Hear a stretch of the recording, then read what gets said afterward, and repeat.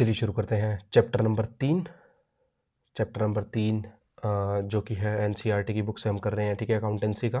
ठीक है, तो हम सिर्फ वही बातें पढ़ रहे हैं जो एग्जाम में आने लायक हैं, जो एमसीक्यूज़ के हिसाब से हैं। ठीक है, एमसीक्यूज़ के हिसाब से जिनमें से क्वेश्चन बन सकता है। ठीक है, एनसीईआरटी से पढ़ने का रीज़न सिर्फ एक ही है कि हम इतना कवर कर पाएंगे कि पेपर में उससे बाहर नहीं जाएगा। ठीक है, और चलिए शुरू करते हैं।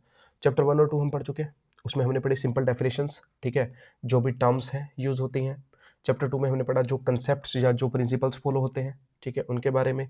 और चैप्टर 3 जो है वो रिकॉर्डिंग ऑफ ट्रांजैक्शंस है। इसमें अपने पढ़ेंगे जनरल एंट्रीज के बारे में, जनरल एंट्रीज के बारे में। ठीक है, सिंपल सा चैप्टर है, ज़्यादा टफ नहीं है। आपको थोड़ा प्रैक्टिकलिटी में थोड़ी सी प्रॉब्लम आएगी एक बार, ठीक है, लेकिन इतनी नहीं आएगी। हम इस चैप्टर को पढ़ रहे हैं एमसीक्यूज़ के हिसाब से। ठीक है, किसके हिसाब से? एमसीक्यूज़ के हिसाब से। तो आप ये मत सोचना कि इतना सारा छोड़ दिया, ऐसा कुछ नहीं है। जो काम का होगा मैं बताऊंगा। ठीक है, मैं आपके साथ ही पढ़ने जा रहा हूँ, मैं पढ़ चुका हूँ उसको। ठीक है, तो आपके सामने सर जस्ट मुझे एक्सप्लेन करना है कि ये क्या कहना चाहता है। ठीक है, अब देखो, हमें पता है कि हम इस चैप्टर में क्या डिस्कस करने वाले हैं कि अकाउंटिंग प्रोसेस क्या होती है। ठीक है, हम इस चैप्टर में देखेंगे कि आइडेंटिफाई कैसे किया जाता है ट्रांजैक्शंस को। ठीक है, हम फर्स्ट चैप्टर में पढ़ चुके हैं कि आइडेंटिफाइंग और रिकॉर्डिंग कैसे होती है, किसकी? आइडेंटिफाइंग, मेजरिंग, रिकॉर्डिंग, ठीक है, समराइजिंग। ठीक है, तो ये हम सब कुछ पढ़ चुके हैं। तो आइडेंटिफाइंग करना है ट्रांजैक्शंस को जिनको रिकॉर्ड किया जाना है। ठीक है, और उनके लिए सोर्स डॉक्यूमेंट्स क्या है? सोर्स डॉक्यूमेंट सिंपल टर्म्स है, कुछ नहीं है। ठीक है, और उनको कौन सी बेसिक बुक्स में इन्हें रिकॉर्ड किया जाता है, ओरिजिनल एंट्री क्या होती है, प्रिंसिपल एंट्री क्या होती है, और पोस्टिंग क्या होती है। ठीक है, ये सब हम पढ़ेंगे इसी चैप्टर के अंदर। ठीक है, तो ज़्यादा लंबा चौड़ा चैप्टर नहीं है ये। हम इसमें एक दो एग्जाम्पल भी करेंगे जो लास्ट में दिए हुए हैं। ठीक है, बाकी आप खुद लोग खुद कर लेना, या अगर हो पाएगा तो टाइम बचेगा तो मैं करवा दूंगा। ठीक है, देखो भाई, ठीक है, ये कहता है कि सीधे सीधा पढ़ते चलते हैं। After securing good percentage in your previous examination as promised your father wishes to buy you a computer. ठीक है, you go to market with your father to buy a computer. The dealer gives a cash memo along with the computer and in exchange your father makes cash payment of 35,000। Simple बात है, आपने computer लिया, 35,000 पे दिए। ठीक है, अब देखो इसमें दो ट्रांजेक्शन हुई, गिव और टेक की। गिव और टेक की। टेक, आपको मिला कंप्यूटर, आपके यहाँ से क्या गया? कैश, पैसा गया। ठीक है, तो दो तरह से होती है, एक चीज आती है, एक चीज जाती है। लेन देन, या इसे बोलते हैं ट्रांजैक्शन। ठीक है, लेन देन या इसे बोलते हैं ट्रांजैक्शन। इसमें दो चीजें थी, पेमेंट ऑफ कैश और डिलीवरी ऑफ कंप्यूटर। ठीक है, देखो गिव एंड टेक, मैं बोल चुका हूं आपको, गिव एंड टेक इसे बोलते हैं लेन देन। अब ये जो लेन देन हुआ, ठीक है, तो ये जो ट्रांजैक्शन है, क्या ये इकोनॉमिक ट्रांजैक्शन है? बिल्कुल है, ये एक इकोनॉमिक ट्रांजैक्शन है। ठीक है, और इसमें दो पार्टीज हैं। ठीक है, तो ये टू फोल्ड इफेक्ट के साथ आता है। अपने पता है, अपने डुअल एंट्रीज करते हैं, डुअल एंट्रीज करते हैं। एक चीज आई है, एक चीज गई है, गिव एंड टेक। ठीक है, तो इन चीजों को रिकॉर्ड करने से पहले हमको क्या चाहिए? हमको चाहिए कुछ ऐसा जिसे बोलते हैं प्रूफ या एविडेंस। ठीक है, एविडेंस कि वो ट्रांजैक्शन हुई है। उस एविडेंस को बोला जाता है वाउचर। ठीक है, वाउचर या फिर सोर्स डॉक्यूमेंट। अब वाउचर या सोर्स डॉक्यूमेंट क्या हो सकते हैं? कोई भी कैश मेमो हो सकता है जो कंपनी जनरेट करके, कंपनी सॉरी बिजनेस बिजनेस जो है वो जनरेट करके देगा, यानी कि कंप्यूटर बेचने वाला। इनवॉइस हो सकता है, सेल्स बिल हो सकते हैं, पे इन स्लिप हो सकता है। ये पे इन स्लिप क्या होता है पता है? ये पे इन स्लिप है ना, जब आप बैंक में पैसा जमा करवाने जाते हो ना, तो ऐसे करके एक स्लिप होती है जिसको अपने भर के उसके अंदर डिनोमिनेशन नोट्स की भरते हैं और जमा करवा देते हैं, और ये पर्ची फाड़ के हमें वापस दे दी जाती है स्टैंप लगा के। ठीक है, इसको बोलते हैं पे इन स्लिप। ठीक है, तो ये याद रखिएगा। चेक हो सकता है, सैलरी स्लिप हो सकती है, कुछ भी जिससे कि ये डिसाइड होता हो कि ये ट्रांजेक्शन हुई है। ठीक है, जिससे ये वेरीफाई होता है कि ये ट्रांजेक्शन हुई है, उसे बोलते हैं वाउचर या सोर्स डॉक्यूमेंट। ठीक है, तो ये याद रखिएगा आप लोग, वाउचर क्या होते हैं या सोर्स डॉक्यूमेंट क्या होते हैं। तो नीचे एक फॉर्मेट दे रखा है, सिंपल फॉर्मेट है ट्रांजैक्शन वाउचर का। ट्रांजैक्शन वाउचर पे क्या होता है, क्या नहीं होता है, इससे रिलेटेड एक एमसीक्यूज में क्वेश्चन बन सकता है। सबसे पहले आएगा ऑथोराइज्ड बाय और प्रिपेयर्ड बाय, ये दो चीजें होती हैं। वाउचर नंबर होगा, डेट होगा, डेबिट अकाउंट होगा, क्रेडिट अकाउंट होगा। डेबिट अगर या एक चीज होगी ना इनमें से, डेबिट या क्रेडिट होगा, अमाउंट होगी और नरेशन होगी। नरेशन होता है ये कि किस चीज क्या लिया है, यानी कि कंप्यूटर लिया है उसके बारे में डिटेल्स क्या लिया है। ठीक है, कंप्यूटर या उसका मॉडल नंबर भी हो सकता है। तो ये सब चीजें होती हैं। प्रिपरेशन ऑफ अकाउंटिंग वाउचर अपने काम की चीज नहीं है ये। ठीक है, अब ये जनरेट कौन करता है? सिंपल बात है, ये जनरेट करेगा जो चीज बेचेगा, जो बिजनेस करेगा। ठीक है, और ये 2 तरह के हो सकते हैं, डेबिट वाउचर भी हो सकता है और क्रेडिट वाउचर भी हो सकता है। इसको ज़्यादा पढ़ने की जरूरत नहीं है, इसमें से कोई क्वेश्चन नहीं आता, ना ही आ सकता। एमसीक्यूज के बिहाफ पे तो ये जीरो है, ये कोई डिस्क्रिप्टिव पेपर दे रहा हो तो उसको बनाने पड़ सकते हैं, अपने को कोई जरूरत नहीं है। अब देखो इसकी क्वालिटीज क्या होती है, अच्छे पेपर में लिखा होना चाहिए, ठीक है, फर्म का नाम टॉप पे होना चाहिए, date of transaction filled up against the date, note the date of recording of the transaction. देखो आप जब रिकॉर्ड कर रहे हो तब की डेट नहीं आएगी, उसके ऊपर डेट आएगी, डेट ऑफ ट्रांजेक्शन की, जिस दिन आपने कंप्यूटर लिया था, ये याद रखना, बस नॉर्मल सी बात है, ठीक है। The number of the vouchers is to be in serial order, ठीक है। Name of the account to be debited और क्रेडिटेड मेंशन, ठीक है। डेबिट और credit amount to be written in the figures against the amount, अपने देख चुके हैं ऊपर। Description of the transaction to be given account wise, ठीक है, छोड़ देते हैं इसको। अब आगे आ जाते हैं भाई अकाउंटिंग इक्वेशन। ये क्या होती है भाई, हमने पिछले चैप्टर में थोड़ा सा पढ़ा था इसके बारे में, हल्का सा पढ़ा, देखो मैंने कचरा कर रखा है यहाँ पे पहले ही, ठीक है। क्या होती है भाई, capital plus liability is equals to assets. कोई भी आप ट्रांजैक्शन करते हो फिर उसका हिसाब किताब रखते हो तो ये हमेशा फॉलो होता है। अब देखो असेट्स में अगर कोई इंक्रीमेंट होता है, अगर वो बढ़ता है तो असेट्स होती हैं डेबिट, और अगर वो कम होती हैं तो होती हैं क्रेडिट। और इसका उल्टा होता है किसमें, सॉरी क्या बोलते हैं इसे, कैपिटल प्लस लाइबिलिटी में। अगर ये प्लस होंगी तो ये क्रेडिट होंगी और ये माइनस होंगी तो ये डेबिट होंगी। आप सिर्फ एसेट्स का याद रख लीजिए भाई, असेट्स क्या है, अगर बढ़े तो ये डेबिट होगा, एक चीज याद रख लो, उससे सारा हो जाता है। इसका मतलब ये होगा कि घटे तो ये क्रेडिट होगा, और इसका इन दोनों का उल्टा होता है, वो क्या कौन सी साइड होती है, एलएचएस, यानी कि दूसरी साइड एलएचएस या आरएचएस जो भी होगा, कैपिटल प्लस लाइबिलिटी में होगा। इसको किसी भी फॉर्म में कर सकते हो। अब ए को एल, ए से एल, अगर ए से एल इधर ले गए तो ये वाली इक्वेशन बन जाएगी, अगर सी इधर ले गए तो ये वाली बन जाएगी, कुछ नहीं है, ये डजंट मैटर किसी फॉर्मेट में, अपने को सिंपल यही याद रखना है, A is equals to L plus C, assets is equals to liability plus capital, ठीक है। अब देखो, अब आपको क्लैरिफाई होंगी बहुत सारी चीजें, आपको मजा आएगा ये करने में, ठीक है। जो मैं पीछे आपको पिछले लेक्चर में बताना चाह रहा था वो आपको इस लेक्चर में बखूबी समझ आने वाला है।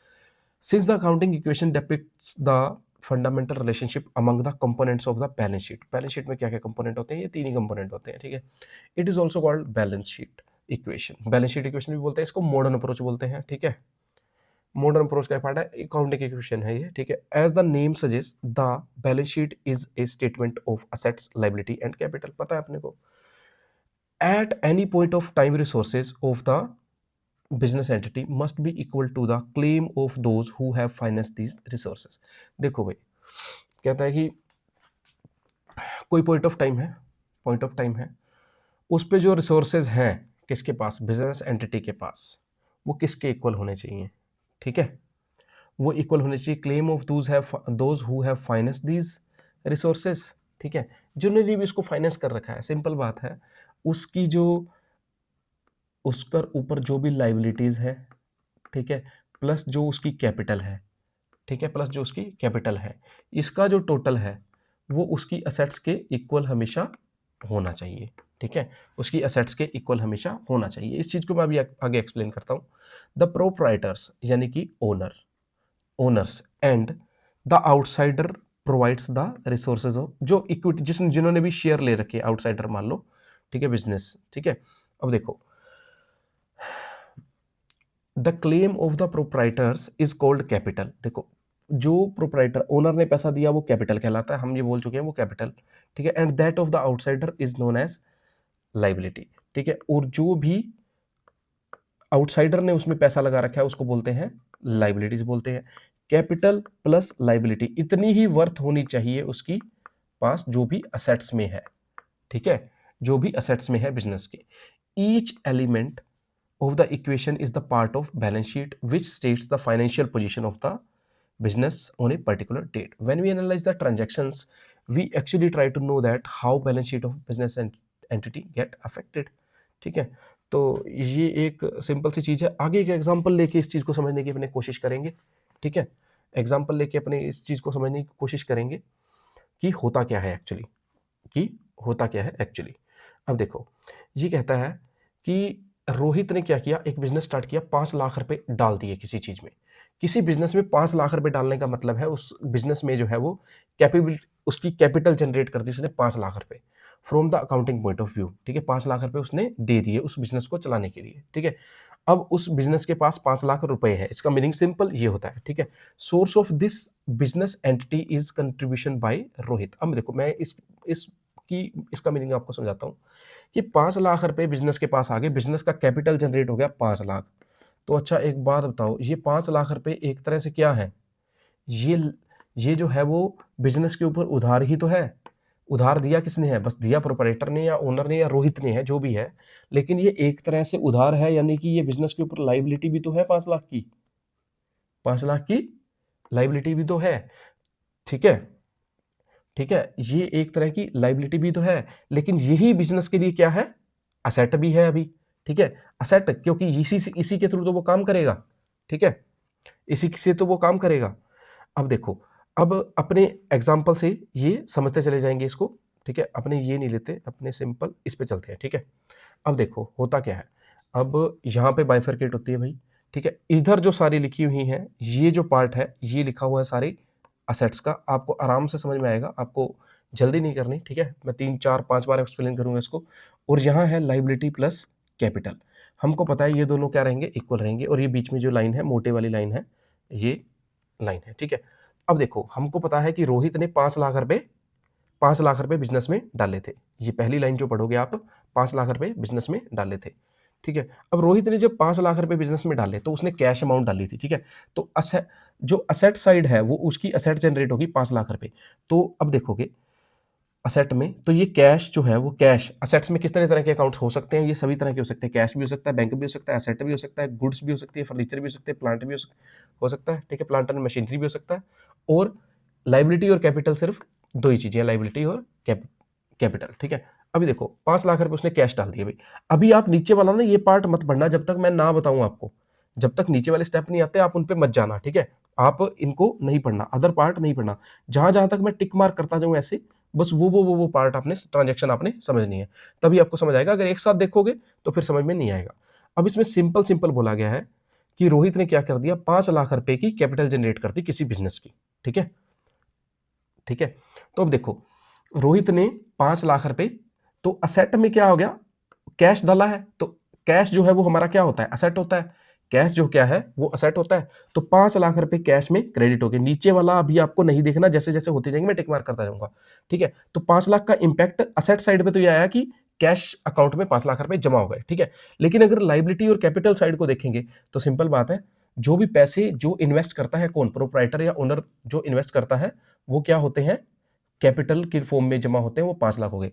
तो अभी अगर आप देखोगे पहले स्टेप के बाद, तो 5 लाख ही इधर का संबंध टोटल बनता है और 5 लाख ही इधर का टोटल बनता है, ठीक है। तो अभी हमने बोला था कि असेट्स जो क्या होनी चाहिए, लाइबिलिटी प्लस कैपिटल के बराबर होनी चाहिए, लाइबिलिटी नाम की अभी कोई चीज है नहीं, फर्स्ट ट्रांजेक्शन के बाद कोई है नहीं। अब देखो नेक्स्ट क्या कहता है, ये नेक्स्ट स्टेप अगर आप थोड़ा ध्यान से समझोगे आपको बहुत अच्छा आएगा। अब एग्जांपल 1 अब कहता है कि इसने क्या किया, एक बैंक अकाउंट ओपन कर दिया स्टेट बैंक ऑफ इंडिया में, 4,80,000 रुपए उसमें जमा करवा दिए इस बैंक में, ठीक है, 4,80,000 रुपए इसने जमा करवा दिए। अब वापस आ जाते हैं अपनी किसके ऊपर, ट्रांजेक्शन के ऊपर। अब देखो 4,80,000 रुपए इसने बैंक में जमा करा दिए, बैंक भी क्या है, एक तरह का असेट ही है भाई, बैंक अकाउंट क्या है, असेट ही होता है, कैश भी असेट होता है, बैंक भी असेट होता है, आपको धीरे धीरे समझ आने लग जाएगी कौन सी चीजें असेट है, कौन सी चीजें लाइबिलिटी है। वैसे नेम से भी कंफर्म होता है, बैंक में पड़ा हुआ पैसा क्या होगा हमारा, हमारी असेट ही तो होगी, और तो कुछ हो नहीं सकता।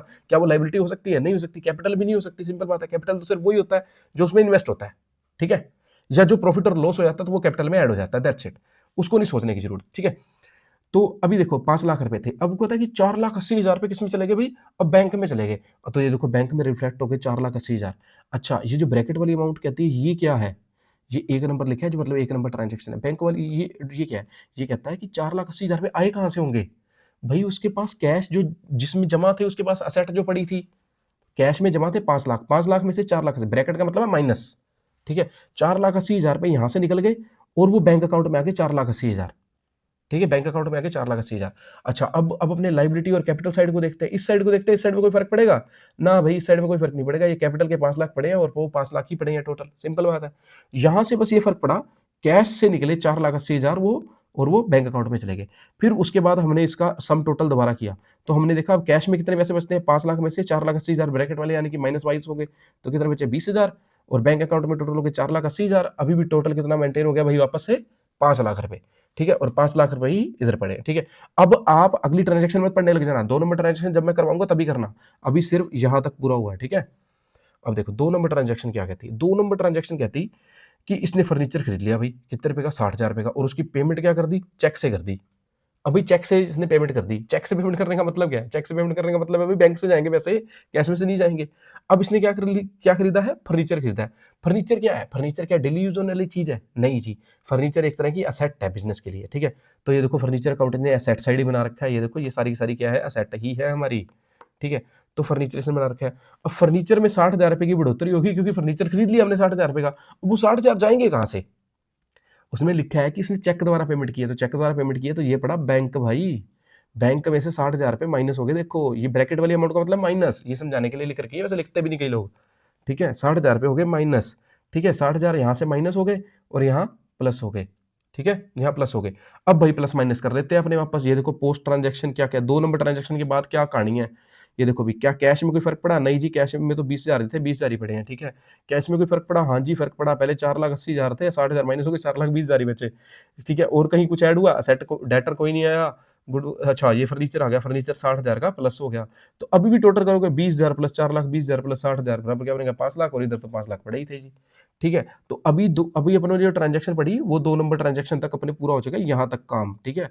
अब 3 नंबर ट्रांजेक्शन आपको मैं ही पढ़ाऊंगा भाई, सारी आपने कोई नहीं पढ़नी, ठीक है। अब 3 नंबर ट्रांजेक्शन की बात आती है, 3 नंबर ट्रांजेक्शन क्या कहती है, कहते हैं इसने प्लांट और मशीनरी और खरीद ली, अभी 1.25 लाख रुपए खर्चा ही किया जा रहा है ये बंदा, ठीक है। इसने 1.25 लाख रुपए की प्लांट और मशीनरी खरीद ली, 10,000 रुपए एडवांस दे दिए, और बाकी का काम बाद में दूंगा, ठीक है। रामलाल जी को, रामलाल जी कोई बंदा है रामलाल जी, ठीक है, रामजी लाल, सॉरी, रामजी लाल है, 10,000 रुपए तो उसको कैश ही दे दिए, ठीक है। अब 1,25,000 रुपए, अब प्लांट और मशीनरी क्या है, क्या ये कोई प्रोडक्ट है, कोई कोई मतलब गुड्स है, नहीं, जो जिसका वो कारोबार कर रहा है, नहीं, ये भी क्या है, ये भी असेट ही है भाई, ठीक है, ये भी असेट ही है।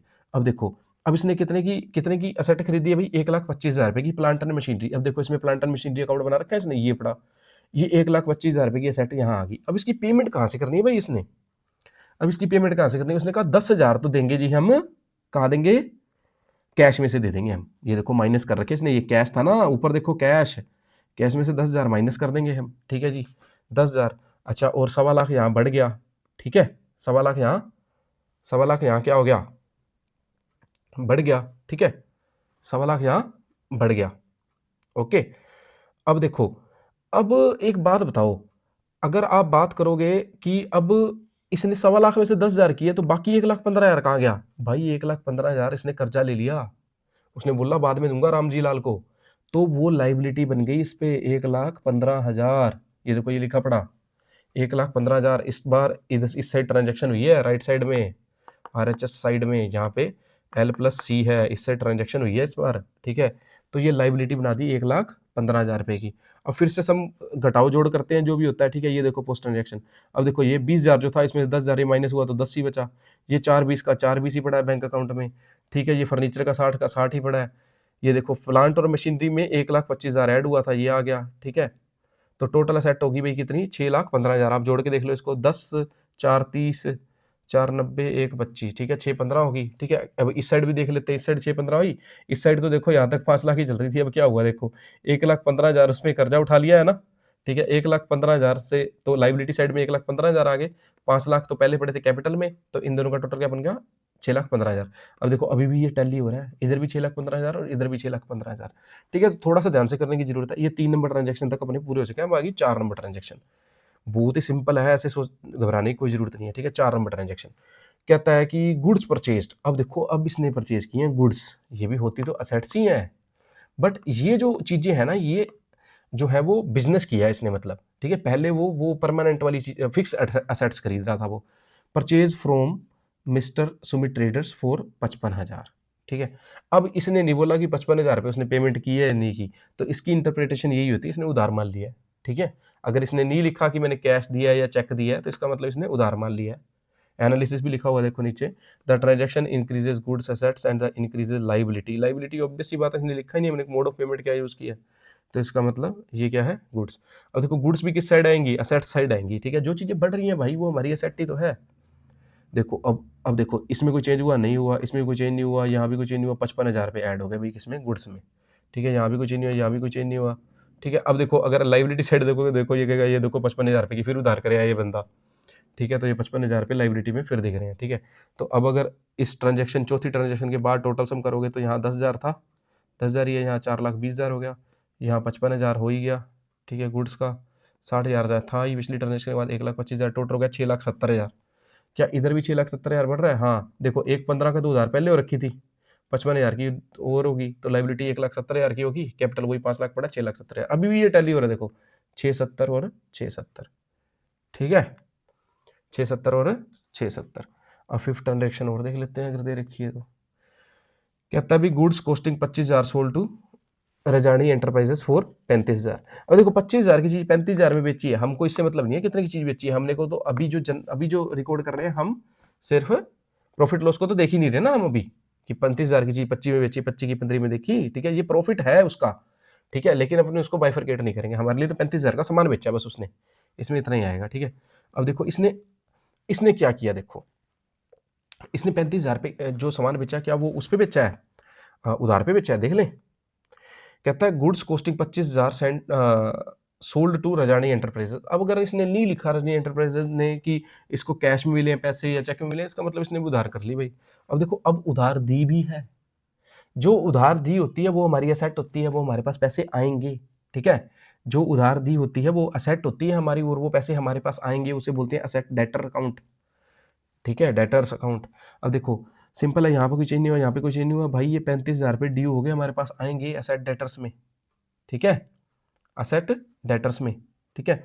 और ये देखो ये इसने क्या किया, देखो गुड स्टॉक्स में वो 25,000 का ही सामान था, 25,000 का सामान था, देख रहे हो, वो 25,000 का सामान था, तो 25,000 का सामान ही माइनस किया इसने, ठीक है, 25,000 का माइनस कर दिया, और जो टोटल असेट्स है वो जनरेट होगी कितने की, 10,000 रुपए की, 35,000 माइनस 25,000, 10,000 रुपए की जनरेट होगी। अभी भी सेम टोटल करोगे, यहाँ 10,000, यहाँ 4,20,000, यहाँ 35,000, और यहाँ हो गया अभी 25 माइनस हो जाएगा कितने में से, 10 में से, ठीक है, और ये 60,000, 1,25,000, ठीक है। तो अभी भी 680 और 680 मैनेज हो रहा है। तो आप इसको थोड़ा सा समझोगे ना, आपको अच्छे से ट्रांजेक्शन दर ट्रांजेक्शन, ये एक्चुअली ना थोड़ा इन्होंने बाइफर्केशन नहीं दे रखा ऐसे इस तरह से, ठीक है। तो आप अगर इसको अच्छे से करके देखोगे तो आपको अच्छे से समझ में आएगा, ठीक है।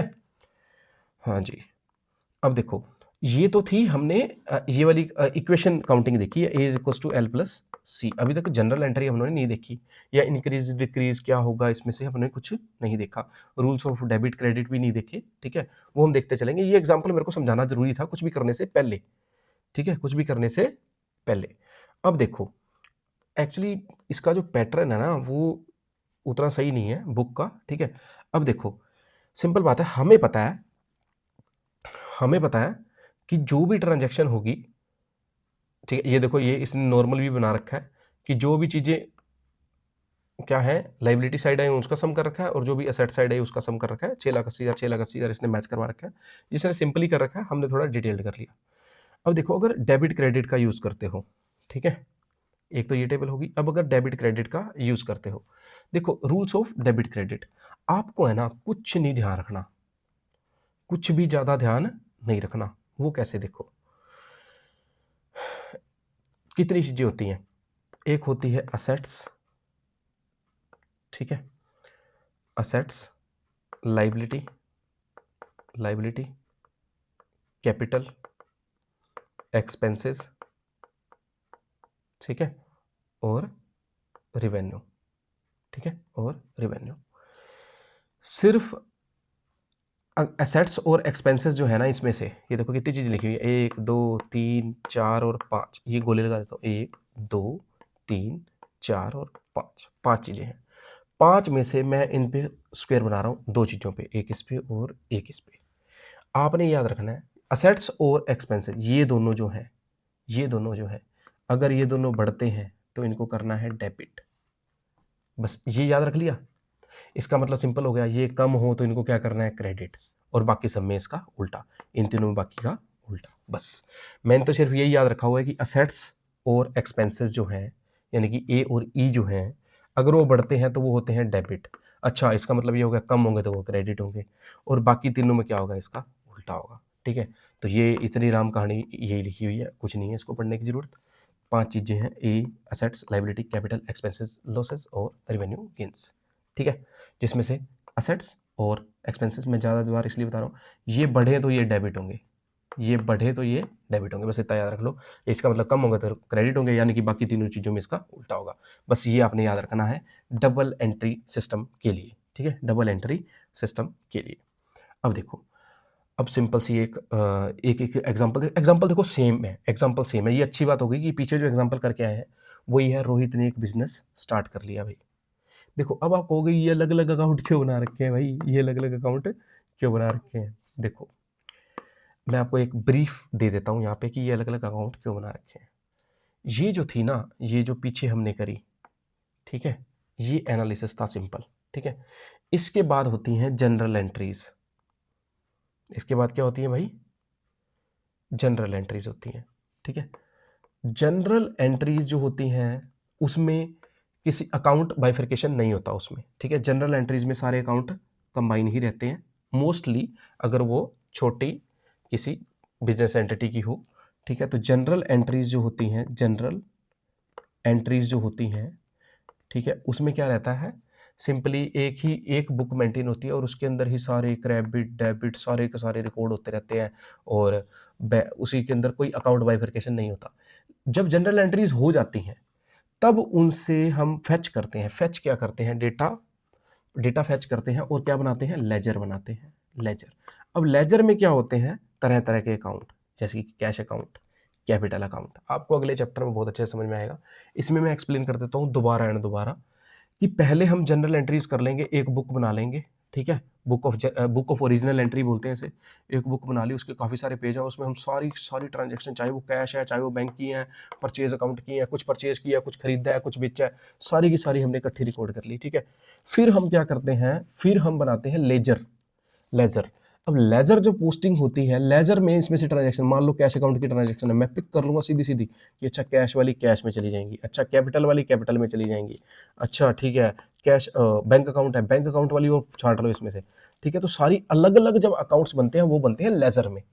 वो किस में बनते हैं, लेजर में, ठीक है। और उससे पहले जनरल एंट्रीज होती है। तो ये जो फीचर आप देख रहे हो ना, ये लेजर मेकिंग चल रहा है एक तरह से। लेजर में जो अकाउंट होते हैं आपको जस्ट सिखाने, अब आप कहोगे कि जनरल एंट्री करी नहीं और लेजर स्टार्ट कर दिया। अरे भाई ये लेजर नहीं स्टार्ट किया, ये जस्ट आपको समझाना चाह रहा है कि जब लेजर बनेगा, जो अकाउंट्स बनेंगे अलग अलग, ठीक है, उनमें आप डेबिट क्रेडिट कैसे मैनेज करोगे, ठीक है। तो इसका तरीका कहीं ना कहीं सही है, ठीक है। चलो स्टार्ट करते हैं बिना टाइम वेस्ट किए हुए, ठीक है। तो अगर मैंने 5,000 रुपये बिजनेस में डाले थे, तो 5,000 रुपये बिजनेस में कैसे डाले थे, कैश डाले थे। तो सिंपल बात है भाई, जैसे ही बिजनेस में कैश डालते हो तो दो अकाउंट जो है वो इंपैक्ट होंगे। एक तो मेरा कैश अकाउंट इंपैक्ट होगा, एक तो क्या इंपैक्ट होगा भाई, मेरा कैश अकाउंट, ठीक है। और दूसरा, मैंने आपको चीख चीख के थक गया हूं मैं ये बात कहते कहते कि इसका जो डायरेक्ट इंपैक्ट आएगा ना, वो आएगा, वो कैपिटल जनरेट करेगा। अगर कोई भी प्रोप्राइटर बिजनेस में पैसा डालता है, यानी यहाँ जैसे रोहित है प्रोप्राइटर, ये अगर बिजनेस में पैसा डालता है तो वो एक कैपिटल जनरेट होता है, ठीक है। अब देखो मैंने आपको सिंपल बोला कि असेट्स हो, अगर असेट बढ़ रहा हो तो वो क्या होता है, डेबिट। हाँ, जो दो साइड होती हैं ये टी शेप वाली, इधर होता है डेबिट, इधर होता है क्रेडिट, इधर होता है डेबिट और इधर होता है क्रेडिट, ठीक है। टी शेप है ये, इधर डेबिट, सिंपल है, लेफ्ट हैंड साइड पे डेबिट और क्रेडिट। अब दोबारा मत पूछना, ये याद ही रखना है भाई, पेपर देने जा रहे हो आप यूपीएससी का, ठीक है। तो एक साइड डेबिट एक साइड क्रेडिट। मैंने बोला असेट क्या होता है, असेट अगर बढ़े तो उसे डेबिट करना है, और अदरवाइज यानी कि कम होने पे उसे क्रेडिट करना है। असेट को मैंने ये बोला, ठीक है। असेट और एक्सपेंसेस के लिए सिर्फ ये बोला मैंने, बाकी चीजों के लिए मैंने उल्टा उल्टा याद रखने को बोला। तो सिर्फ यही चीज याद रख लो, ये मॉडल अप्रोच है, ठीक है। अब कैश अकाउंट क्या है, एक तरह का असेट है। हमने अभी अभी जो टेबल करी है उसमें सीधा सीधा देख लो, ये जो कैश है, ये वाला जो फर्स्ट कॉलम है वो हमने असेट में ले रखा है, ठीक है। अगर असेट में ले रखा है तो सिंपल बात हो गई कि कैश अकाउंट में कैश बढ़ गया, यानी कि असेट हमारा बढ़ गया, तो वो कहाँ आएगा, डेबिट साइड में आएगा। लिख भी रखा है देखो, डेबिट साइड। तो एक तो कैश अकाउंट में डेबिट साइड में 5 लाख रुपए आ गए। अब 5 लाख रुपए अगर यहाँ डेबिट साइड में आए ना, तो कहीं ना कहीं ये क्रेडिट साइड में आएंगे अब। और हमें पता है कि दो अकाउंट इंपैक्ट होते हैं एक ट्रांजेक्शन से। तो दूसरा अकाउंट जो होता है इंपैक्ट, वो कौन सा हो रहा है, कैपिटल। और मैं बोल बोल के थक चुका हूं कि जैसे ही प्रोप्राइटर कैश अमाउंट डालता है किसी बिजनेस में तो कैपिटल जनरेट होता है। अब कैपिटल जो है वो एक्सपेंस और एसेट में से तो नहीं है, ए और ई में से तो नहीं है, वो क्या है, अदर थ्री थिंग्स में से है। ये असेट्स और एक्सपेंसेस में अदर थिंग्स में से है, यानी कि अगर ये बढ़ेगा तो ये क्या होगा, क्रेडिट होगा। देखो इसके 5 लाख रुपए का लेकर के क्रेडिट लिख रहे हैं, एक बार इसे मत पढ़ना, ठीक है, ये अगली छठी ट्रांजेक्शन है, अभी इसे मत पढ़ो आप, ठीक है। तो ये क्या है, 5 लाख रुपए इसमें क्रेडिट साइड में आ गए, दो। अब अगली ट्रांजेक्शन हुई, उसने याद है एक बैंक अकाउंट खोल लिया था 4,80,000 रुपए का। अब आप देखो 4,80,000 रुपए उसके पास कहां से आए होंगे, सिंपल बात है, वो कैश से निकालेगा और बैंक अकाउंट में जमा कर देगा। तो फिर से दो अकाउंट इंपैक्ट हो गए, कौन से, एक कैश अकाउंट और एक बैंक अकाउंट, ठीक है। हमको पता है कि कैश अकाउंट भी क्या है, एक असेट में है, और बैंक अकाउंट भी क्या है, असेट में है। बैंक अकाउंट भी क्या है, असेट में है, क्योंकि हमने ये देखा है, अभी जो टेबल बनाई है उसमें देखा है। और वैसे भी बैंक अकाउंट तो असेट ही होगा ना, हमारा उसमें पैसा पड़ा होता है, हमारा असेट ही होता है, ठीक है। बैंक अकाउंट क्या होता है, असेट ही होता है, ठीक है। तो अब देखो हुआ क्या, उसने कहा 4,80,000 रुपए। अब बताओ 4,80,000 रुपए कैश में से निकले होंगे, यानी कि कैश क्या हुआ होगा, कम हुआ होगा। मैंने आपको बताया कैश क्या है, काइंड ऑफ एक असेट है। असेट बढ़ता है तो डेबिट, असेट कम होता है तो क्रेडिट। असेट कम हो रहा है 4,80,000 रुपए से, तो देखो कैश अकाउंट में 5 लाख रुपए ये थे, ये देखो ये वाले पहले स्टेप में, दूसरे में 4,80,000 रुपए, इसमें से क्या क्रेडिट साइड आगे ना क्रेडिट साइड, ठीक है। और ये जो दूसरा स्टेप है इसमें क्या कहता है, 4,80,000 रुपए गए कहाँ हैं, बैंक अकाउंट में गए हैं। बैंक अकाउंट भी क्या है, एक असेट है, असेट बढ़ेगा तो वो कहाँ आएगा, डेबिट में आएगा। तो ये देखो इसके डेबिट में 4,80,000 रुपए लिख दिए गए। तो ये दो अकाउंट जो जो अभी तक कितने अकाउंट में गिन चुका हूँ, एक कैश अकाउंट खोल चुका हूँ, एक कैपिटल और एक बैंक, 3 अकाउंट खोल चुका हूँ। ये तो कैश अकाउंट सेम ही है, 3, ठीक है। अब कहता है कि bought furniture for 60,000 and issues a cheque for the same. Cheque issue करने का मतलब सिंपल है कि बैंक से पेमेंट की है उसने, ठीक है। अब उसने फर्नीचर खरीद लिया, तो एक फर्नीचर अकाउंट बना रहा हूँ। फर्नीचर क्या है, हमारा असेट है। असेट बढ़ेगा तो कहाँ आएगा, डेबिट साइड, ये लिख रखा है फर्नीचर अकाउंट डेबिट साइड में 60,000, ठीक है। और बैंक अकाउंट में हमें पता है कि उसमें क्या चल रहे थे, 4,80,000 रुपए चल रहे थे। देखो 4,80,000 तो एज इट इज सेम ही है पिछली स्टेप से ही, ठीक है। लेकिन अब हमें पता है कि इसमें से चेक से पेमेंट होगी, यानी कि बैंक अकाउंट क्या है, असेट है। असेट में पैसों की कमी आ गई तो क्या होगा, क्रेडिट 60,000 रुपए, ये लिखे हुए, ठीक है। अब ये कहता है कि बोट प्लांट और मशीनरी खरीद ली भाई रामजी लाल से 1,25,000 रुपए की, ठीक है, और सिर्फ 10,000 ही दिया उसे। बड़ा ही अच्छी ट्रांजैक्शन होगी। देखो अब देखो सिंपल है, इसमें कौन कौन इन्वॉल्व होएगा, इसमें कौन कौन से अकाउंट रहेंगे। एक तो प्लांट एंड मशीनरी का अकाउंट बन जाएगा, जो कि क्या है, एक असेट अकाउंट है, ठीक है। एक रामजी लाल का बन जाएगा जिससे अपने उधार ले ली, ठीक है। और एक इम्पैक्ट होगा भी कैश वाला, जिससे 10,000 उसको कैश दिए। अब देखते हैं कैसे होगा।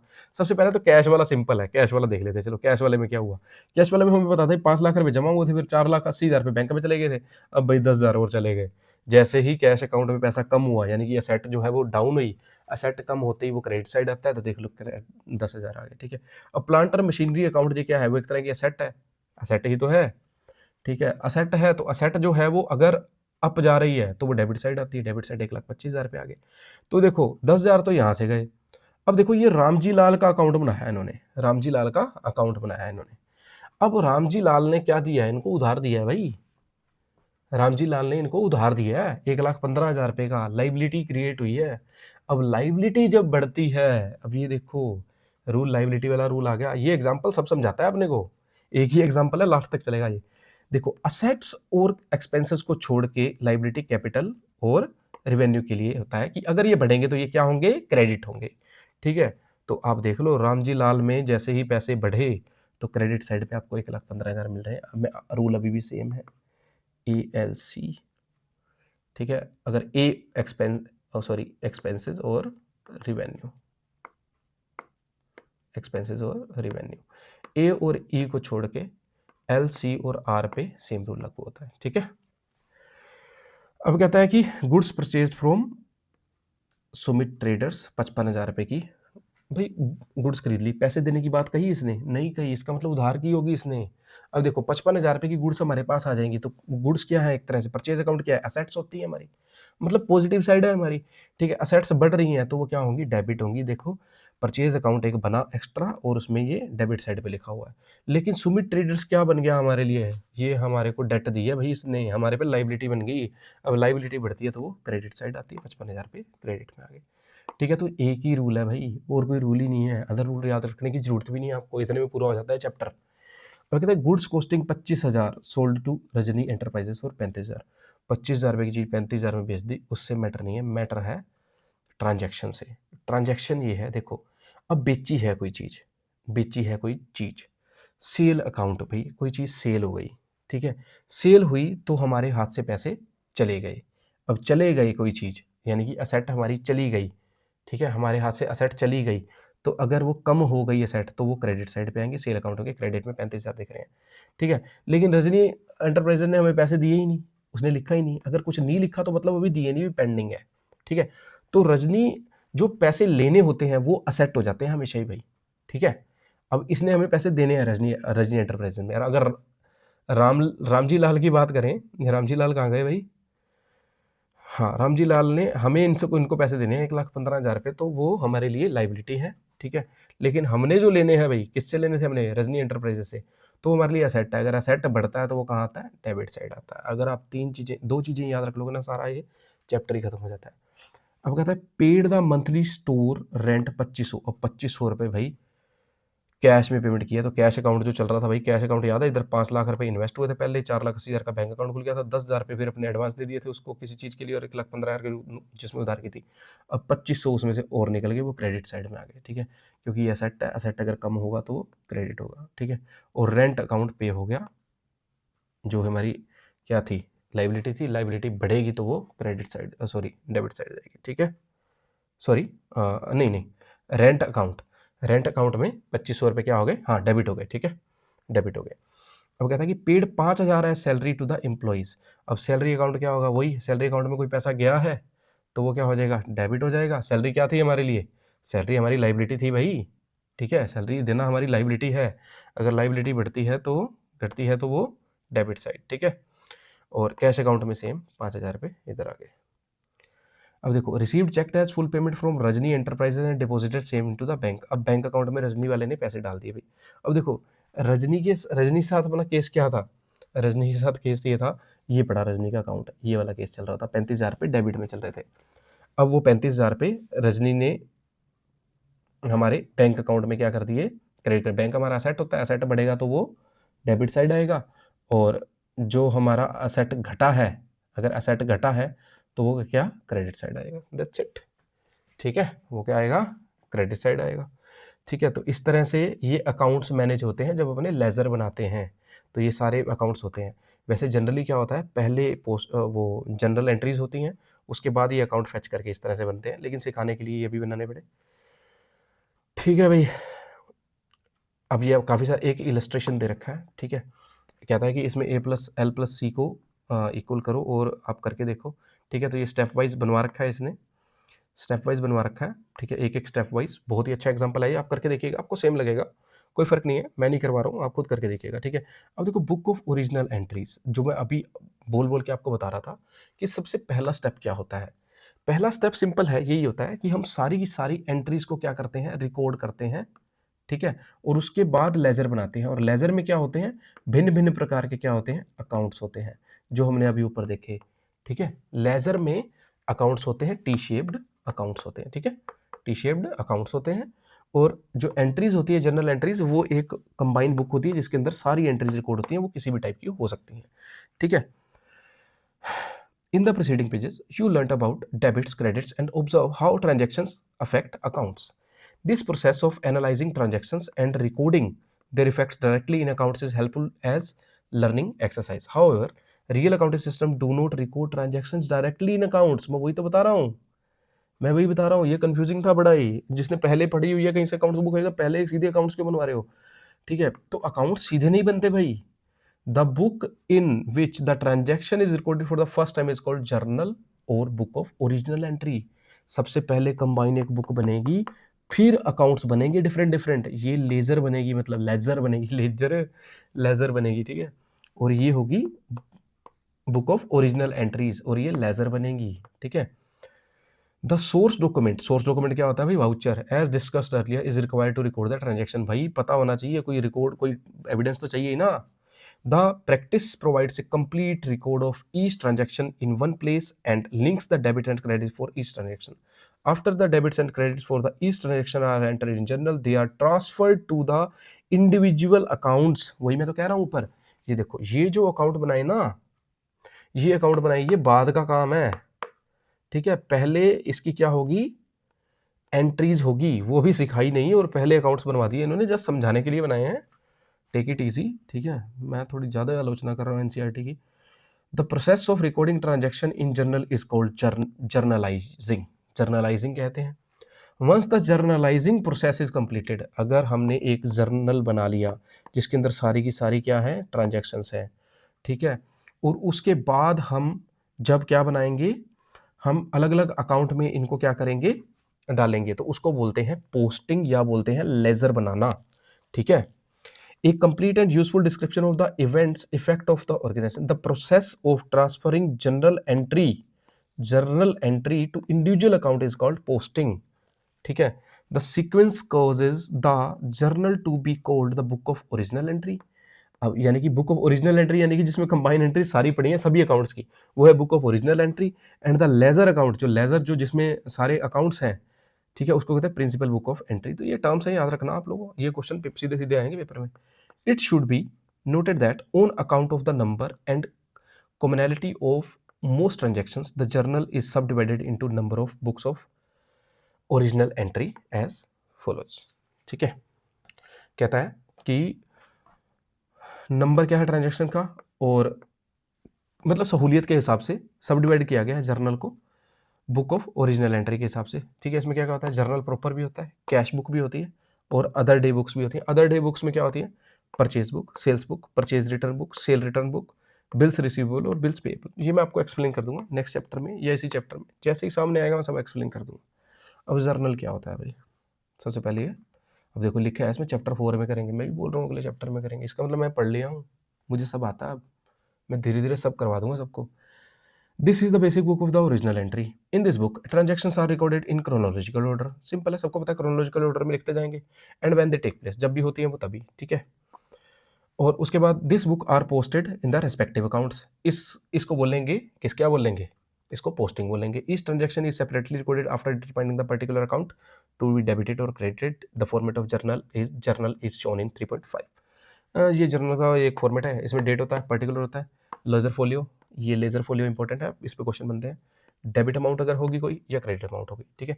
डेट, पर्टिकुलर्स मतलब आपको समझाएंगे। यहाँ पे क्या होता है एक्चुअली,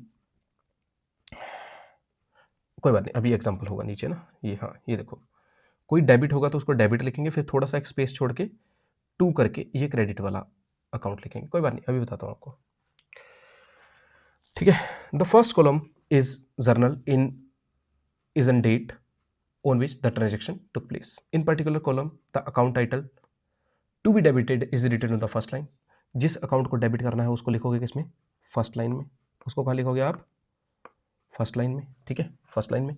और सेकंड लाइन में क्या लिखोगे आप, थोड़ा सा हट के, थोड़ा सा अपने प्लेस से, ठीक है, हट के। अब देखो, debit is written at the end of the column. The title to be credited is written on the second line, leaving sufficient margin on the left side with the prefix to below the account title, a brief description, ठीक है। और जो brief description होता है, narration, मैं आपको इस example में समझाता हूँ, इतनी टेंशन नहीं लेनी।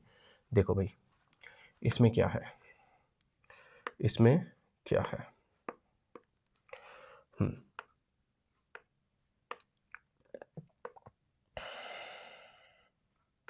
हाँ देखो भाई, यहाँ डेट लिखी रहती है, यहाँ पे अकाउंट जो क्या होगा, डेबिट होगा, फर्स्ट लाइन में डेबिट, फिर यहाँ थोड़ा सा स्पेस छोड़ो, यहाँ लिखो 2 और यहाँ वो अकाउंट लिखो जो क्या होगा, क्रेडिट होगा, ठीक है। ये डेबिट यहाँ लिखा रहेगा कि ये अकाउंट डेबिट हो रहा है, इसका एक सिंपल स्ट्रक्चर है, ये डेबिट यहाँ लिखा रहेगा। सेकंड लाइन में क्रेडिट लिखने की कोई ज़रूरत नहीं है, लिखा भी नहीं होता, बस 2 लिखा होता है। 2 का मतलब ये होता है कि वो क्रेडिट हो रहा है, लेकिन यहाँ पे एक सफिशिएंट स्पेस, यहाँ जो स्पेस छोड़ना है वो सफिशिएंट स्पेस आपको छोड़ना है, ठीक है। और ये ब्रैकेट में लिखा है, इसको बोलते हैं नरेशन, यानी कि description of transaction, description of transaction की ट्रांजेक्शन में एक्चुअल में हुआ क्या, ठीक है। और अब देखो, अगर ये परचेज अकाउंट था, जैसे परचेज अकाउंट है, ठीक है, ये परचेज अकाउंट है, इसमें से कोई चीज़ डेबिट हुई है तो डेबिट में लिखी रहेगी, इसमें इसके क्रेडिट में कुछ भी नहीं आएगा, खाली रहेगा ये, क्योंकि ये डेबिट का ही कॉलम है, ठीक है। और ये क्रेडिट वाले में ये डेबिट वाला खाली रहेगा और ये घूमना है। मोस्ट प्रोबेबली ये दोनों का समझो सॉरी ये एक दूसरे को क्या करेंगे, इक्विलिब्रियम पे रखेंगे, मतलब सॉरी बराबर रहेंगे, साइंस आ जाती है बीच बीच में, ठीक है। तो यही चीज़ें हैं बस इसमें। नरेशन देखो, नरेशन लिखा है कि ट्रांजैक्शन की डिटेल जो होती है वो नरेशन, मैं आपको इसमें सब समझा चुका हूँ, ठीक है। अब देखो, अब कहते हैं कि कई बार क्या होता है कि लंबी लंबी जर्नल बन जाती हैं, बहुत लंबी लंबी, हर पेज पे पेज फोल्ड पढ़ते रहो। जब ऐसा हो ना तो क्या होता है, पेज के एंड में ना जो भी बचता है बैलेंस उसको कैरी फॉरवर्ड लिख देते हैं, और पेज जहाँ स्टार्ट होता है अगला वहाँ पे ब्रॉड फॉरवर्ड लिख देते हैं, और ये दोनों बैलेंस सेम होते हैं। ऐसा इसलिए किया जाता है कि अगर बाई चांस कोई पेज मिसिंग हो जाए तो वो पता लग जाए, ठीक है, या कुछ मिस हो जाए तो वो पता लग जाए, मिसमैच हो, अगर कोई एरर भी मिलती है तो वो पता लग जाए, ठीक है। आपको बस यही याद रखना है।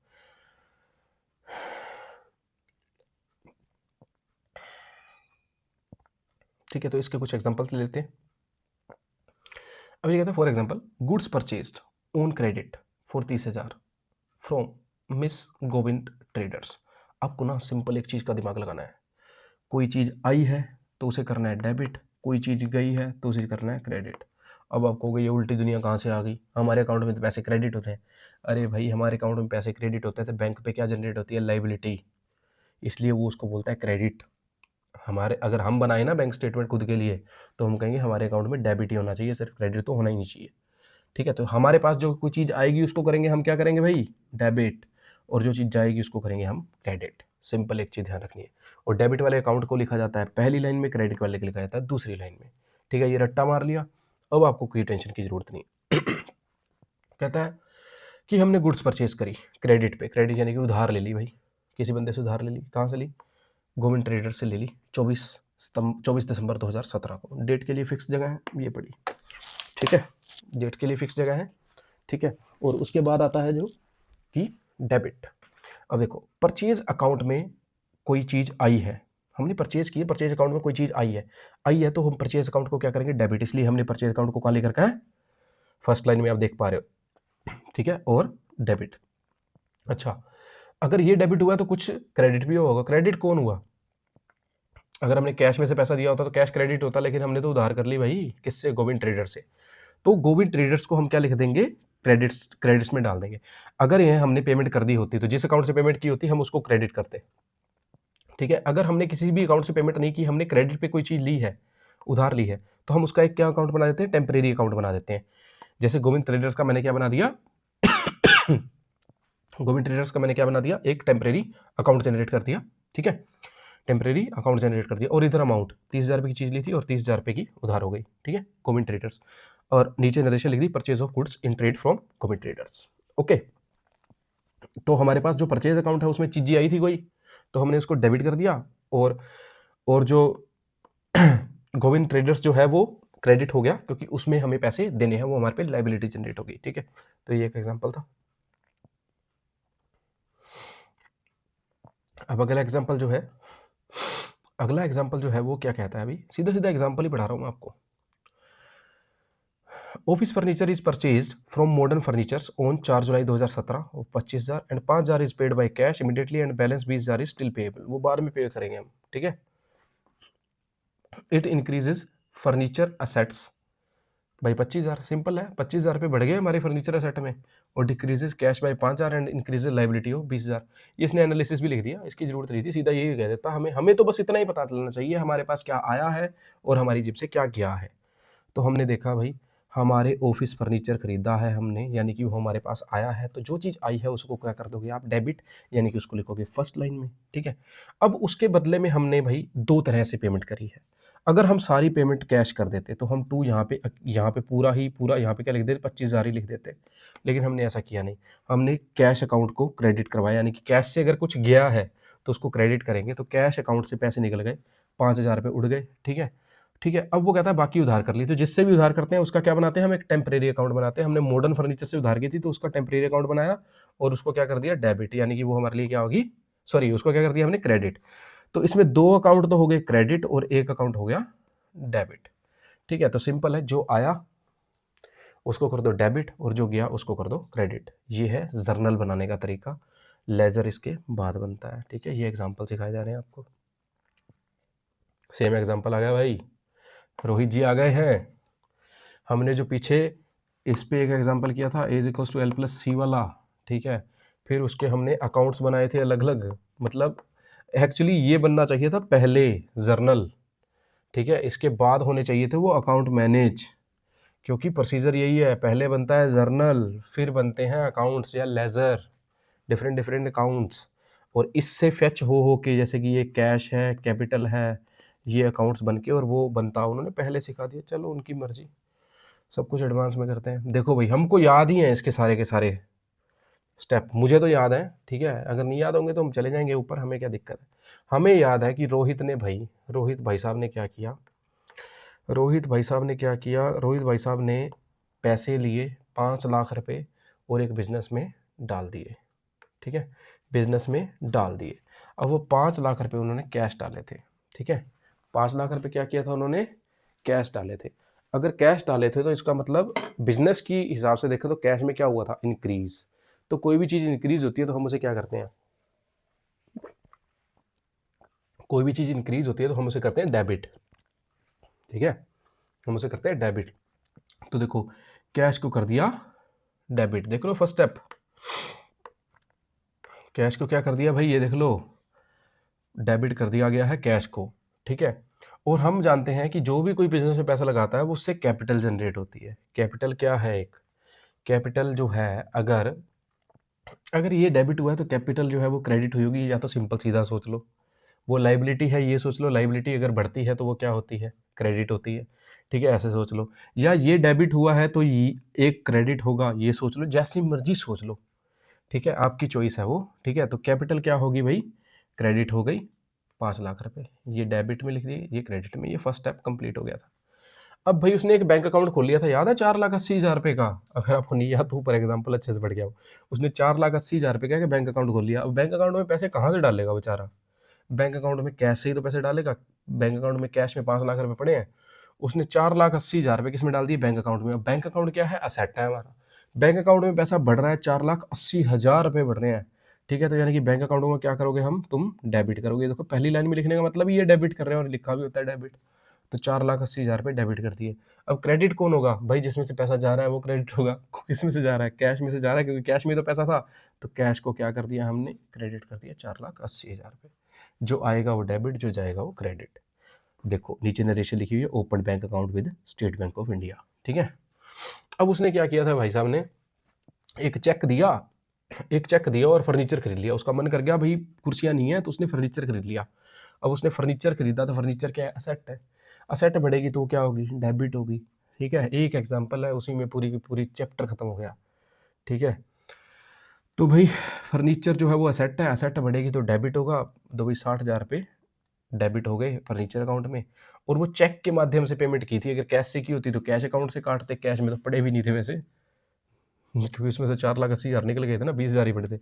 चलो मान लेते हैं उसने बैंक अकाउंट में से चेक पेमेंट कर दी 60,000 रुपये की, ठीक है, तो बैंक क्या हो गया, बैंक में से पैसा निकल गया, तो बैंक में से 60,000 क्या हो गए, क्रेडिट हो गए 60,000, ठीक है। अगला स्टेप आता है अभी, उसने प्लांट और मशीनरी खरीदी, उसके लिए क्या किया, उसने 10,000 रुपये तो कैश दे दिए थे, और बाकी का उसने रामजी लाल को पैसा देना पेंडिंग रख लिया। तो जिसका भी पैसा पेंडिंग रह जाता है उसके लिए हम क्या करते हैं, एक टेम्परेरी अकाउंट बना देते हैं उसी के नाम से, ये याद रखना आप, ये टेम्परेरी अकाउंट होता है उसी के नाम से। अब प्लांटर मशीनरी क्या है, असेट है, असेट है तो वो डेबिट होगा तो क्योंकि वो बढ़ रहा है तो डेबिट होगा, तो 1,25,000 रुपये हमने डेबिट लिख दिए। अब इसके कारण 2 अकाउंट क्रेडिट हो रहे हैं, वो कैसे, कैश में से 10,000 रुपये की पेमेंट करी गई है तो कैश कम हो रहा है तो वो क्रेडिट होगा, ठीक है, प्लस लाइबिलिटी बढ़ रही है, अगर लाइबिलिटी बढ़ रही है तो वो भी, लाइबिलिटी मतलब कंपनी भी बढ़ रही है, ठीक है, रामजी लाल के पैसे देने पेंडिंग है, तो वो भी क्या हो जाएंगे, क्रेडिट हो जाएंगे, वो 1,15,000 रुपये यहाँ आ जाएंगे, ठीक है। अब ये देखो लिखा, boat plant and machinery from the Ramji Lal, made an advance of payment of 10,000 and बाकी ड्यू कर दिया, ठीक है। अब अगला आ जाता है अभी, उसने गुड्स परचेज कर ली थी, तो गुड्स हमारी क्या है, एक तरह से असेट ही है, ठीक है, गुड्स परचेज कर ली। अब गुड्स परचेज कर ली 55,000 रुपये की, और उस पर की पेमेंट उसने की नहीं अभी तक, तो ली किससे थी, सुमित ट्रेडर से, तो सुमित अकाउंट ट्रेडर्स के अकाउंट का एक टेम्परेरी अकाउंट बनाओ और उसको क्रेडिट कर दो। रजनी एंटरप्राइजेस को क्या किया था उसने भाई, उसको सेल कर दिया था कुछ, अगर कुछ सेल कर दिया था यानी कि असेट अपनी बेच दी थी एक तरह से, तो सेल अकाउंट क्या होगा, वो क्रेडिट होगा अब इस बार, ठीक है। और रजनी रजनी एंटरप्राइजेस ने पैसा तो दिया नहीं, तो वो हमारे लिए असेट जनरेट होगी। असेट क्या होती है? हमेशा डेबिट होती है। तो 35,000 पे असेट यानी कि वो डेबिट हो गए, ठीक है, डेबिट होंगे। और अकाउंट से जो सॉरी सेल्स अकाउंट से क्या हुआ है, गुड्स चली गई हैं, यानी कि सेल्स कम हो गई है हमारी, सॉरी असेट कम हो गई है, तो वो 35,000 पे क्या हो जाएंगे? क्रेडिट हो जाएंगे। ये सिर्फ याद रखने का तरीका है, ठीक है। तो ये टोटल हमारा 12,55,000, 12,55,000 एज इट इज़ हमेशा फॉलो हो रहा है, ठीक है। अब ये इलस्ट्रेशन 2 दे रखी है, ये आप खुद करके देखिएगा, भी मज़ा बहुत आएगा आप लोगों को, ठीक है। अब आप देखो, आपने ये जो देखा था ना भाई, ये जो जर्नल बना रोहित वाला, अब इस जर्नल से ना आप देखोगे इसके अंदर अकाउंट कितने हैं। अगर आप सिंपली देखते हो ना इसके अंदर अकाउंट कितने हैं, अगर अपने माथा मारते हैं थोड़ा सा, तो इसके अंदर कितने अकाउंट है और ऊपर उन्होंने कितने खोले थे। अब ये है जर्नल, ये जर्नल बनी है, इसको बोलते हैं जर्नलाइजेशन, ये जर्नलाइजिंग सॉरी, ठीक है। और उसके बाद अब पोस्टिंग होगी, इसके बाद होती है क्या? पोस्टिंग होती है। पोस्टिंग किस में होती है? लेजर में होती है, लेजर में होती है, लेजर में नहीं होती, ठीक है, लेजर में होती है। तो इसके बाद वो बनेंगे टी शेप वाले जो अकाउंट थे ऊपर। अब देखो कितने अकाउंट बनेंगे, एक बन गया कैश अकाउंट, दूसरा बन गया कैपिटल अकाउंट 2, ठीक है, बैंक अकाउंट 3, कैश पहले बन रखा है 3, और ये फर्नीचर 4, ठीक है, और बैंक भी पहले से बन रखा है 4, और ये प्लांट मशीनरी 5, कैश बन रखा है रामजी लाल 6, ठीक है, और परचेज अकाउंट भी भाई 7, ठीक है, सुमित ट्रेडर्स 8, रजनी 9, सेल्स 10। तो ये 10 अकाउंट है। ऊपर देख क्या है कितने अकाउंट बनाए थे अपन ने, कुछ हो सकता है गलती कर दी हो, कोई बात नहीं, देखने में क्या जा रहा है, पैसे थोड़े लग जाएंगे। तो भाई हमने बनाए थे 1 2 3 4 5 6 7 8 9 10। अच्छा, उसमें ये रेंट वाली ट्रांजेक्शन्स नहीं है ना, ठीक है। तो जितने बनाए थे सही थे। वैसे ही अब देखो, जैसे मैंने अकाउंट्स गिने ना उसमें, अब अकाउंट गिन के और उनकी ट्रांजेक्शन्स को क्या करना है, क्रेडिट डेबिट में उस हिसाब से लगा देना है। ए वो जो आपको बताया कि वो जो आपको बताया कि ए और ई यानी कि एसेट्स और एक्सपेंसेस को अगर बढ़ें, अगर ये बढ़ते हैं तो ये होंगे डेबिट, ठीक है। बस इतना याद रख लो, इसका मतलब कम होंगे तो क्रेडिट, और बाकी चीज़ों में क्या है, उल्टा, ठीक है। उस हिसाब से इसका लेज़र बन जाएगा, ठीक है। और लेज़र बनाने को बोलते हैं क्या, पेस्टिंग, ठीक है, पोस्टिंग, पोस्टिंग पोस्टिंग, ठीक है। तो ये एग्जांपल दे रखे है भाई, आप लोग अटेम्प्ट कर लीजिएगा, आपको बहुत मज़ा आएगा, बहुत मज़ा आएगा। मैंने करके देखे भाई, मज़ा आया। अब देखो ये लेज़र के बारे में बता रहा है, ऊपर बनवा चुके हैं भाई साहब ये, अब ये लेज़र के बारे में बता रहे हैं, ये पगला गए हैं भाई। चलो कोई बात नहीं, हम पढ़ लेते हैं। कितना बेचारे 11th वाले बच्चे कैसे समझेंगे क्या पहले बनता है क्या बाद में बनता है। चलो उनके पास टीचर अच्छे होते हैं, हमारे जैसे नहीं होते। The ledger is the principal book of accounting system. It contains different accounts where transactions relating to the accounts are recorded. Simple है। ये डिफरेंट काइंड ऑफ अकाउंट्स होते हैं, हमने पढ़ लिए भाई, ऊपर हम पढ़ के आए हैं, तुमने बता चुके हो हम, ठीक है। ये डेबिट होते हैं, क्रेडिट होते हैं, ठीक है। अब देखो जर्नल प्रॉपर, अब देखो ये जो वर्ड है ना ये बड़े अच्छे हैं, ये 4th चैप्टर में आपको मस्त मिलेगा, journal proper and various special journals about will learn in chapter number 4। A ledger may be in form of bound register और cards, separate sheets may be maintain in loose leaf binder, ठीक है। मान लो ऐसे ऐसे cards cards बना रखे हैं, किसी ने बुक बना रखी है, स्पाइरल बाइंडिंग करा रखी है किसी ने, वही कह रहा है ये, ठीक है। अब इसका यूज़ क्या है, यूज़ क्या है, a ledger is very useful, is the utmost importance in the organization, the net result of all transactions in respect of particular account on given date can be ascertained only from the ledger. For example, the management on particular dates wants to know the amount due from certain customers or the amount the firm has to pay to particular supplier. Such information can only be found in ledgers.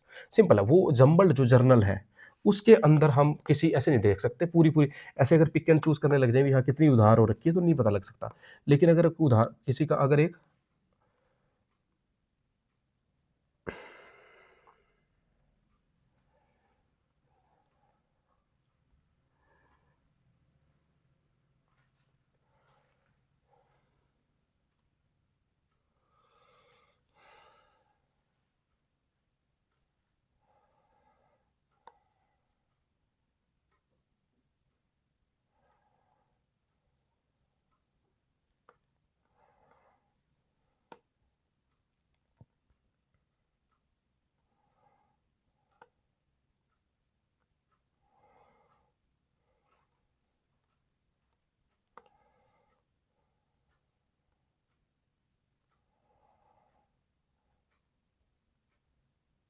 हाँ, अब देखो जो journal होती है अगर उसके अंदर बहुत सारी चीज़ें मैंने लिख रखी हैं, ठीक है? अगर मैंने पूछा हो कि इसका उधार, तो उधार ऐसे नहीं निकल सकता जब तक कि मैंने उस उधार का अलग से अकाउंट ना मैनेज कर रखा हो, ठीक है? तो ये बात तो इनकी बिल्कुल सही है, ठीक है?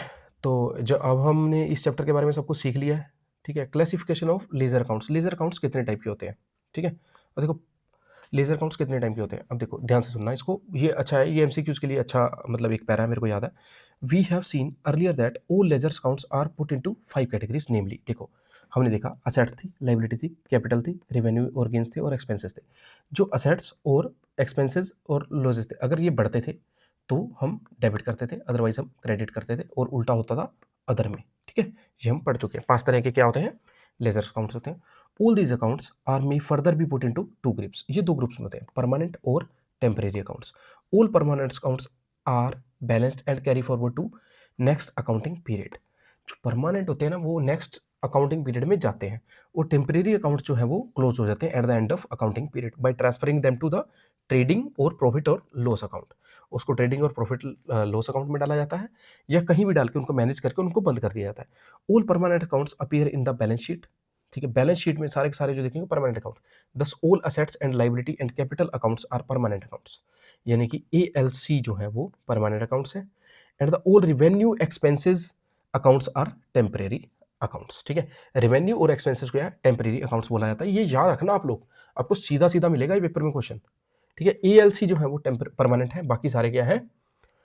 टेम्परेरी अकाउंट है, रेवेन्यू और एक्सपेंसेस, ठीक है? This classification also relevant for preparing the financial statements, simple है ये। अच्छा याद रखना। अब पोस्टिंग फ्रॉम जर्नल, जर्नल में पोस्टिंग करके हम क्या बनाते हैं? छोटे छोटे अकाउंट बना के, और छोटे छोटे नहीं मतलब सारे अकाउंट्स अलग अलग बना के और उनका, ठीक है? Posting of the process of the transferring the entries from the book of original entry journal to the ledger. In the other words, posting means grouping of all the transaction in respect to a particular account, यानी कि cash account को cash account की transactions लिख ली हमने, ठीक है? Purchase account की सिर्फ परचेज की लिख ली, सेल अकाउंट की सिर्फ सेल की लिख ली, ठीक है? One place for meaningful conclusion, भी हमारे पे उधार कितनी है भाई, हमारा प्रॉफिट कितना है भाई, हमारा लॉस कितना है।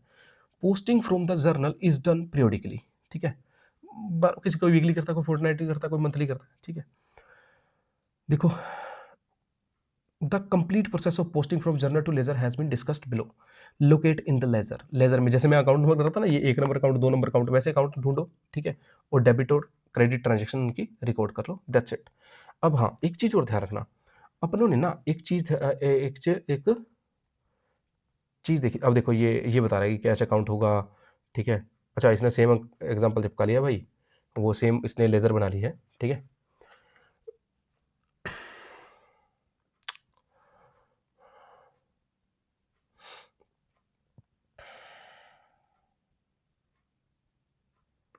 अब देखो वहाँ पर एक था ना, ये जर्नल फोलियो, ये जो नंबर है ये जर्नल का पेज नंबर होगा, ठीक है?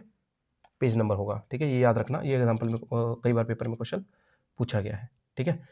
और पहले होता है लेजर फोलियो, अगर आप जर्नल बना रहे हो, जर्नल बना रहे हो तो उसमें आता है लेजर फोलियो, ठीक है? और अगर आप ये लेजर बना रहे हो इसमें आता है जर्नल फोलियो, ठीक है? सिंपल बात है, ये रेफरेंस है। अब देखो जब तक आप जर्नल बनाना स्टार्ट नहीं करते तब तक लीजर फोलियो की वैल्यू पता ही नहीं लगती, क्योंकि लीजर वैल्यू ये कहना चाहता है, लेजर फोलियो लेजर फोलियो ये कहना चाहता है कि लेजर में पेज नंबर क्या है भाई उस ट्रांजेक्शन का। तो पहले क्या बनता है? पहले बनता है जर्नल, जर्नल में लेजर फोलियो क्या हम डाल सकते हैं पहले? Eight the time of record, record नहीं डाल सकते। Eight the time of posting, posting जब हम कर रहे होंगे, जब हम लेजर बना रहे होंगे ना भाई, जब हम लेजर बना रहे होंगे तब हमें पता लगेगा कि किस नंबर, पेज नंबर पे जो है वो ये वाली एंट्रीज आई है। तो लेजर फोलियो में जो वैल्यू है, जो पेज नंबर है, वो बाद में डलता है at the time of making ledgers, ठीक है? तो ये याद रखना, ये बहुत ही अच्छी बात है। और लेकिन जब हम लेजर बना रहे होते हैं तब जो जर्नल फोलियो में पेज नंबर होता है वो हम उसी टाइम ही डाल देते हैं कि हाँ इस नंबर से हमने, इस पेज नंबर से हमने ये ट्रांजेक्शन देखा है, ठीक है? तो ये कैश अकाउंट में 5 लाख था, 4,80,000, 10,000, ये आपको सब याद होगा। ये सारे अकाउंट हमने बना रखे थे पीछे, ये इन्होंने बस चिपकाया है यहाँ पे, ठीक है? और ये क्वेश्चंस कुछ दे रखे हैं आगे, ये आप लोग ट्राई कीजिएगा भाई, आप लोगों को बहुत हेल्प मिलेगी अकाउंट्स को समझने में। अगर नहीं भी करते तो आपने जो एग्जांपल समझा है ना उसको आप 2-3 बार कर लीजिएगा पहले, ठीक है? अब देखो की टर्म्स जो इस चैप्टर में यूज हुई हैं, सोर्स डॉक्यूमेंट ये क्या था? वाउचर था। Accounting equation A is equal to L plus C, book of original entry यानी कि जर्नल बनाना, जर्नलाइजिंग एंड पोस्टिंग, जो जर्नल बनाते हैं उसको जर्नलाइजिंग बोलते थे और पोस्टिंग जो जब लेजर बनाते थे उसको बोलते थे। डबल एंट्री बुक होती है, बुक कीपिंग होती है, अपने को पता है। क्रेडिट होगा तो डेबिट भी होगा, credit debit account laser journal सब पढ़ चुके हैं। ठीक है, ये समरी दे रखी है, आप इसको पढ़ लीजिएगा, इसके क्वेश्चंस भी ट्राई कर लीजिएगा कुछ अगर करने हो तो। ठीक है, अगर आपके पास लगे कि आपके पास प्लेंटी ऑफ टाइम है तो आप ये कर लीजिएगा। नेक्स्ट चैप्टर जो हम करेंगे वो करेंगे चैप्टर नंबर 4, वो भी इसी से रिलेटेड है और इसका थोड़ा सा एडवांस चैप्टर है, बट आपको बहुत